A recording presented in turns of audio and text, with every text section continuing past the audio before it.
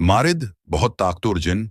अरब रिवायात में मारिद को सबसे सरकश और जद्दी जिन कहा गया है। कहा जाता है कि पुराने जमाने में मिस्र के एक इलाके में मार्द जिन एक शख्स के जिस्म पर काबिज हुआ। जब उस पर कुरान पढ़ा गया तो वो चीखने लगा और बोला, हम सिर्फ ताकतवरों पर काबिज होते हैं ताकि उनका गुरूर तोड़ सकें। कई रावी कहते हैं कि ये जिन मार्द थे जो आमदम करने से नहीं निकलते थे, बल्कि कई दिन लगे। 2. इफरीत, जादू और शरारतों वाला जिन। कुरान में भी जिक्र आया है।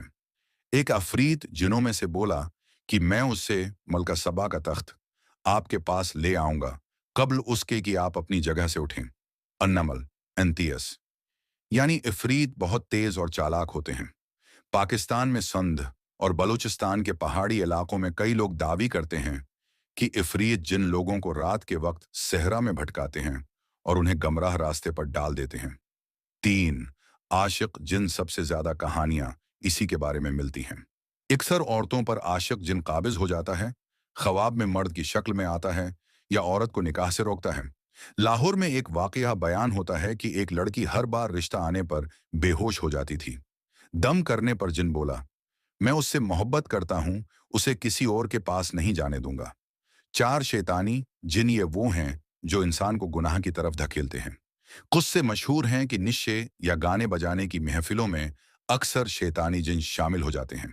कराची में एक केस बयान हुआ कि एक शख्स निश्चय की हालत में अक्सर खुद कलामी करता था। दम के दौरान पता चला कि एक शैतानी जिन उस पर हंसी मजाक करता है और उसे मजीद बिगाड़ता है। 5. गूल। अरब देहातों में गूल का जिक्र है कि ये बयाबानों और वीरान जगहों पर लोगों को रास्ता भला देते हैं।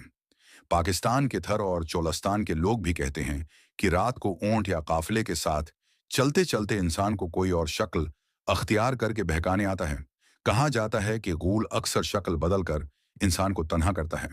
ये सब कहानियां और मुशाहिदात हैं जो ज्यादातर मुहद्दिसीन या मुफस्सिरीन ने बतौर वाक़यात या लोगों के बयानात नकल किए हैं।